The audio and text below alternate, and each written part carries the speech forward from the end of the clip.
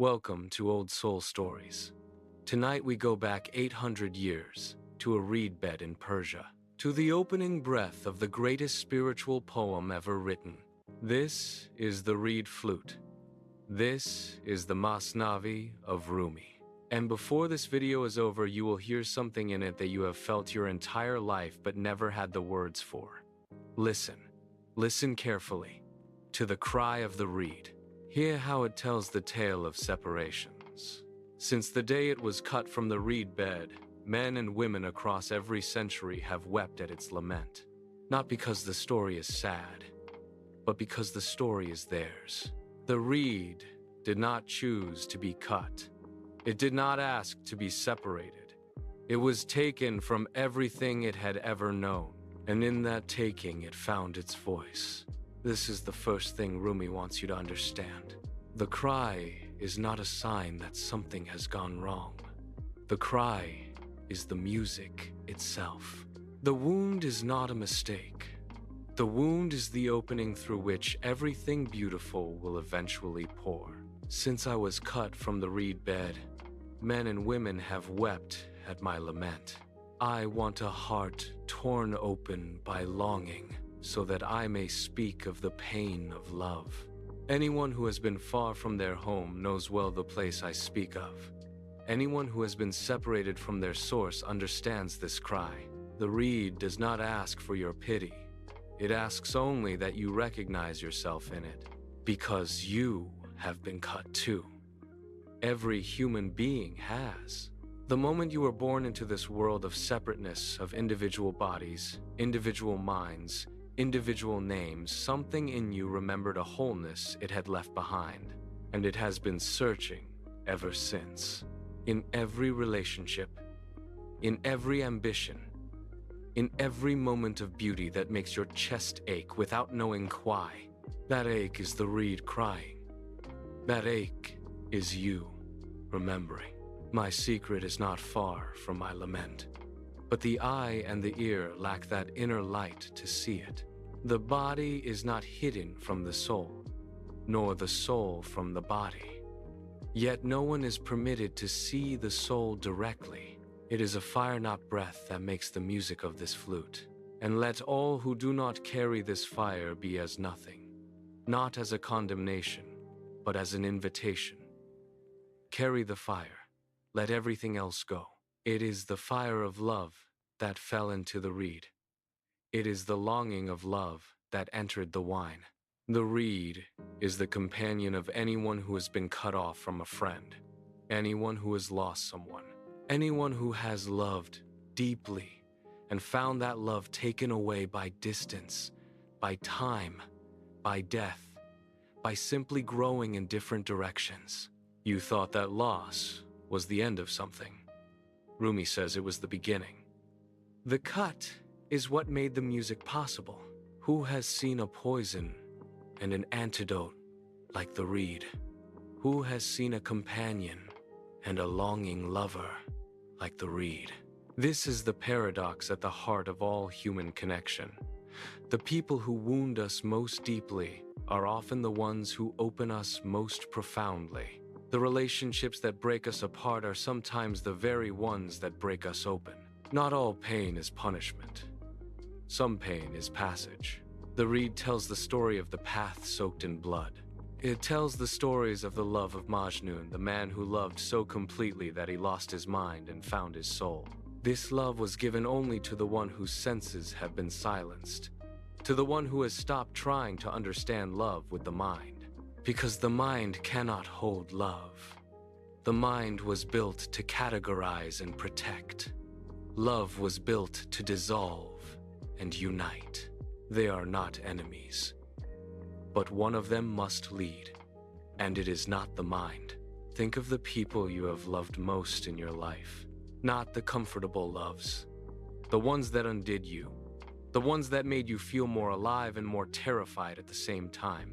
Rumi says those loves were not accidents. They were the reed calling you toward your own depth. They were the fire trying to burn away everything in you that was not real. And yes, the burning hurt. Of course it hurt. That is what fire does. But what remained after the burning, that was you, the true you, the one the smoke was hiding. Silence is the ocean of knowledge, and speech is merely its shore. How long will we keep translating love into words, into promises, into arguments, into explanations, when love itself lives in the silence between the words? The most honest thing two people can share is not what they say to each other. It is what they feel in the quiet. That wordless recognition, that inexplicable sense of having known someone before. That is not imagination. That is the soul recognizing another soul who came from the same original wholeness. Not every rawness can be cooked. Not every seeker will arrive. But go, beloved, go. Do not wait until you are ready. You will never be ready. Lean toward the ones who make you more yourself.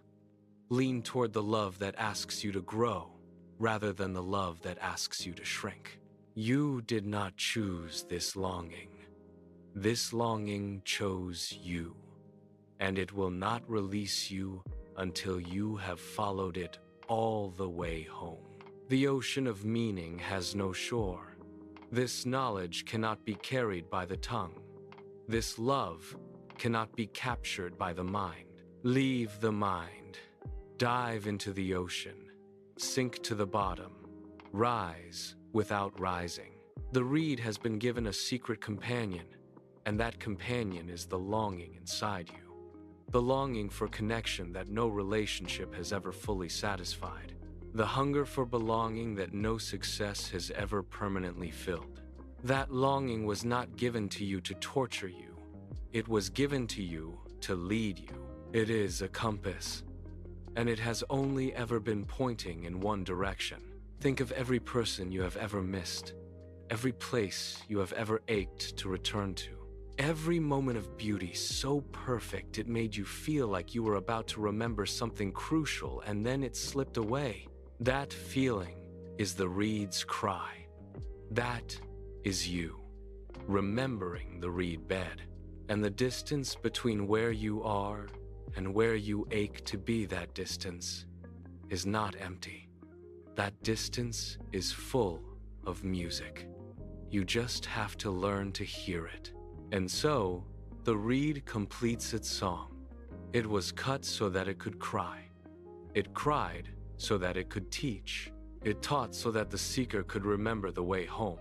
The pain of every separation you have ever lived through, every goodbye, every ending, every relationship that did not last as long as you needed it to, none of it was wasted. Every one of those separations was the reed being cut. Every one of those cries was music being born. You could not hear it then, because you were inside the pain. But now, from a little distance, can you begin to hear it? Every person who left you taught you something about who you are without them. Every love that ended showed you a part of yourself that love had opened. Every friendship that faded left a permanent mark on the shape of your soul. None of it was loss. All of it was formation. You are not a person who has been broken by separation. You are a reed, and the cutting made you capable of music you could never have made whole. The wound is the place where the light enters, not just your wound. The wounds in your relationships, the broken places between you and the people you love. Those cracks are not failures of love. They're where more love can enter. The marriage that has been through fire and survived, that is not a damaged marriage. That is a marriage with depth. The friendship that has held through misunderstanding and loss, that is not a wounded friendship. That is a friendship that has earned its music. Do not be ashamed of your broken places. They are your nay flute holes. Without them, you would make no sound at all. Go, beloved. Go gently back to the people you love.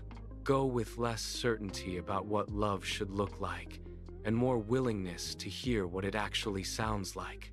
Go with the understanding that every person you have ever loved was also a reed, also cut, also crying, also trying to make music from their wound. Meet them there, in the wound.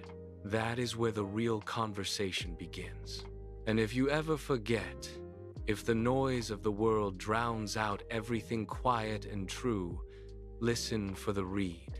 It is always playing, in the wind between buildings, in the silence after an argument, in the way a stranger's eyes sometimes hold a familiar grief, in the moment just before you fall asleep when the mind finally stops and something older and wiser rises to the surface.